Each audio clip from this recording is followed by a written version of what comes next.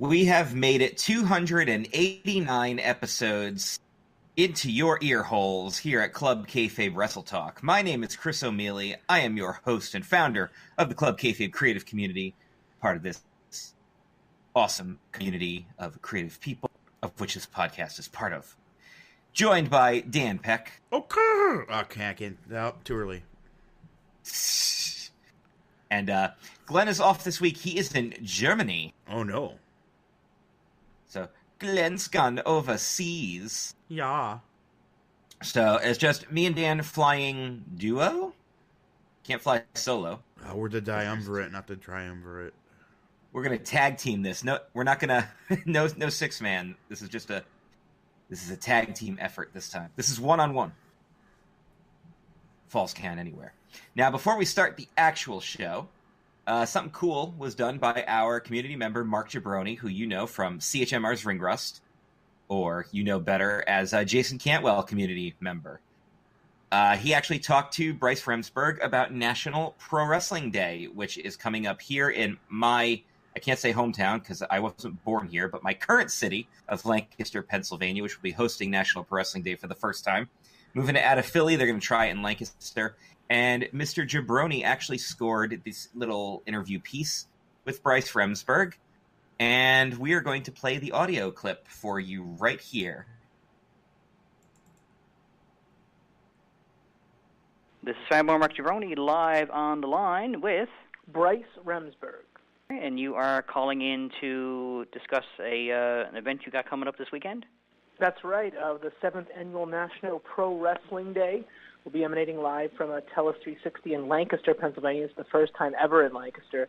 And if you can't get to Lancaster to enjoy the event live and in person, it will be streaming absolutely free on iwtv.live and chikaratopia.com. No sign-up necessary, no promo code. Just we're looking to have everyone be able to enjoy the positive power of professional wrestling for absolutely free. No barriers. Nothing keeping you between, just giving it a shot, coming and checking it out. There's never been pro wrestling at this venue in Lancaster. Chikara's never been to Lancaster, and we're working together to try to raise some money for the Arch Street Center, which is kind of a mental health wellness facility, kind of works with the recovery of adults with English serious mental illness. Just a place they can go, a place they can feel like they belong.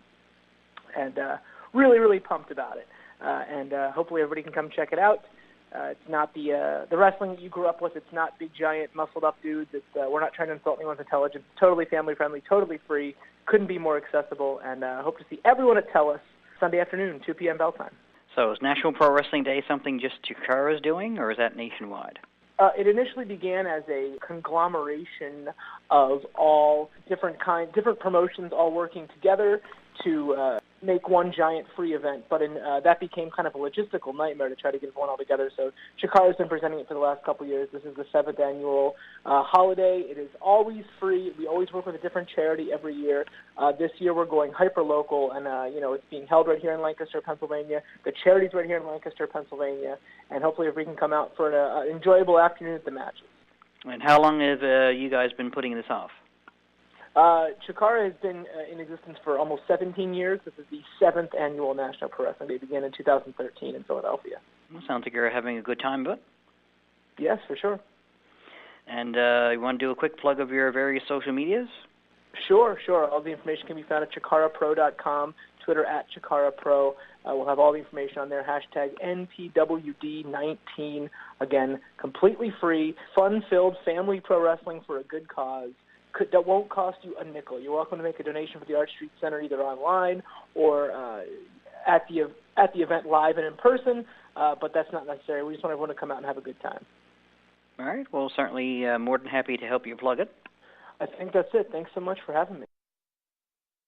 All right, and thanks again to Mark Jabroni and Jason Cantwell for that little call in there with Bryce Remsburg talking about National Pro Wrestling Day. It's like he welled for this portion of the show. Let's see how we feel about the end of the show when he delivers his points or consequences entry. Oh, we'll see how you feel about that. Yeah, I know, because I'm who the points are. But that's in the future. And this is the now. Oh, man, live in the now. Break out. We are breaking out. So before we get to the actual show, let's do our hashtag cheap plug segment.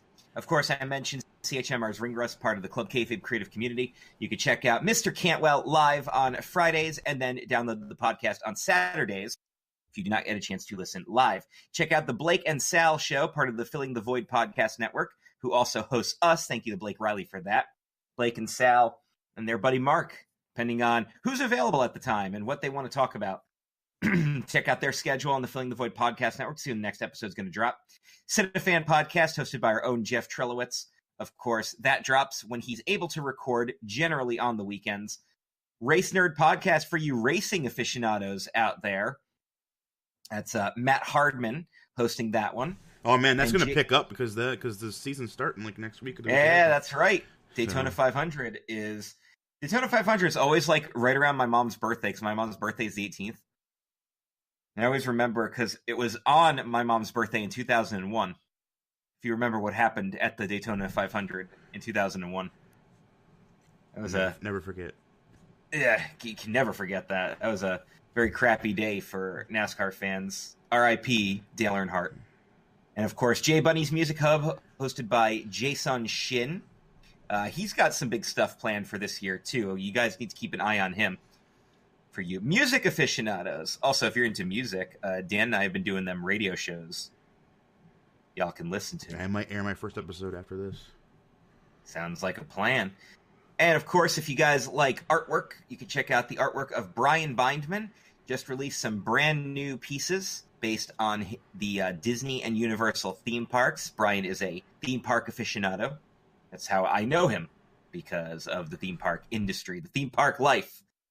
So he does a lot of pieces based on Disney. Also, by the way, you can get Brian to commission your own piece. Just reach out to him at Bindman Art. Have him make a piece for you. And of course, the lovely, gorgeous, talented Heather Quinn and her cosplay. She just posted a pinup aerial photo that we just posted on the CKCC Facebook page. I don't know if anybody's had a chance to see that. I woke up to that. Thank you very much. Oh, you are welcome. The best part of waking up. And I'm sure she would appreciate that. And of course, you can listen to all this great stuff via the awesome CKCC Facebook and Twitter. And thank you to Filling the Void Podcast Network. Check them out too. And check out new episodes of the Cinematic Triple Threat. Next episode airing on Valentine's Day, the day after. So Valentine's Day reserved. Be the 15th. Check out all of our awesome Twitch streams, not just music, but video games with Dan and myself. And check out my new blogs. Last blog I wrote was all about the Royal Rumble and the crappiest one-time Royal Rumble participants. Womp womp. And I liked Jeff's feedback the best when he's like, I couldn't believe you put Daniel Puder at number 3. Then I saw who number 2 was. Then I saw who number 1 was. And I was like, oh, wait, that's correct. Daniel Puder's punishment for being a dick. Oh, yes. Daniel Puder's hazing. And his only televised WWE match was a participation in a Royal Rumble. Where he just got stiffed by freaking 2 of the best. And Bob Holly. Yes. Eddie Guerrero and Chris Benoit, legends of the business, and then Bob Holly got involved. And the best part was, it was all a hazing ploy, because as soon as Puder got eliminated, they eliminated Bob Holly during the Hurricanes entrance. Yep. Man, you know you ain't nothing when your elimination doesn't even get shown or barely mentioned. Hey, you know someone else who's only ever been in one Royal Rumble, I believe? Scott Steiner. Yep. No, he's been in 2. One. I think he's been in 2. Was there a Steiner brother early? Yeah, Rumble? there was one where I think Scott was like number 1 and Rick was number 3. Oh, okay. Remember 1989? Axe and Smash were 1 and 2. Yep. And somehow Bill Eadie was the one that got to stay in longer. I don't know. I don't book that stuff. You know what you can book, though? A United States Championship match. Oh, is that a segue into our trivia question this week? Yeah. The ham-fisted segue.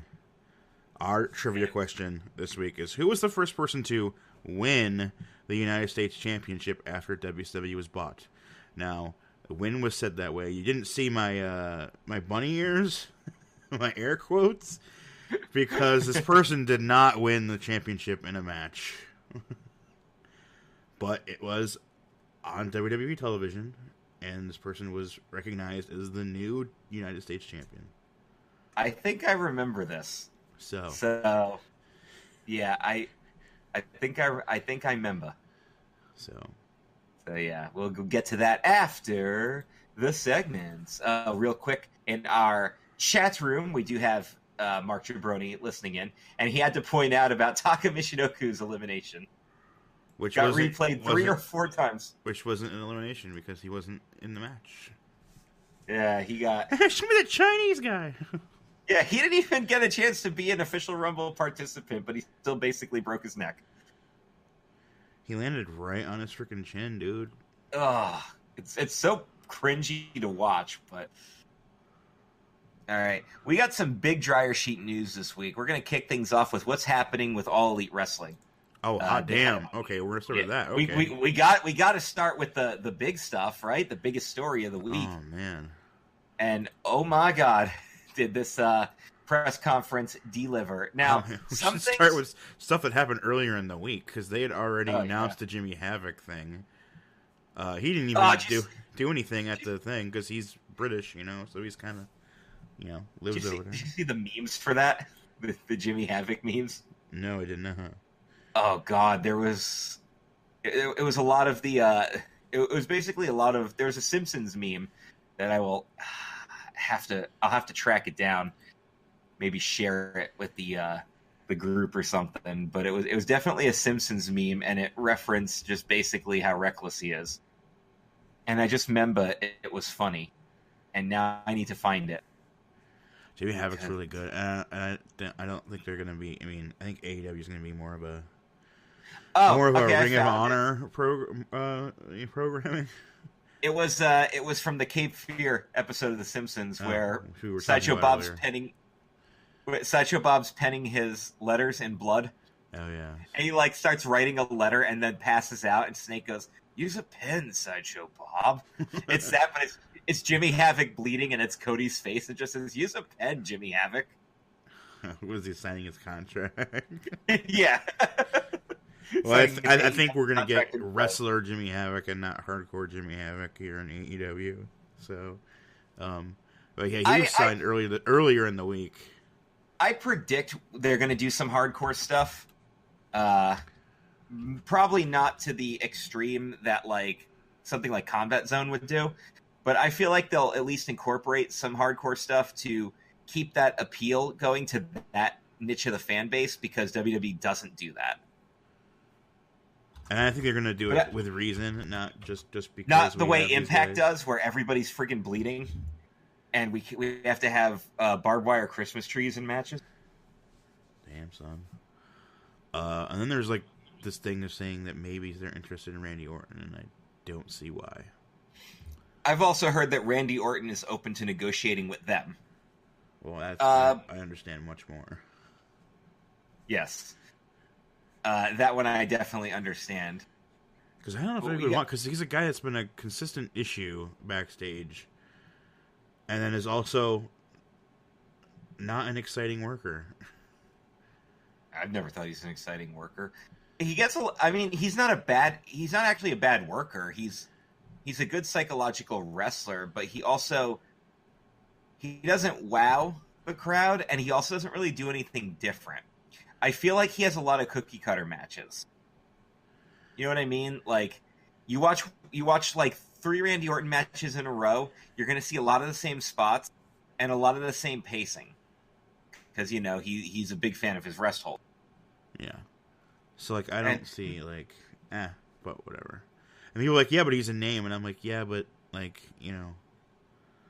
he's also been a problem backstage and isn't an exciting worker.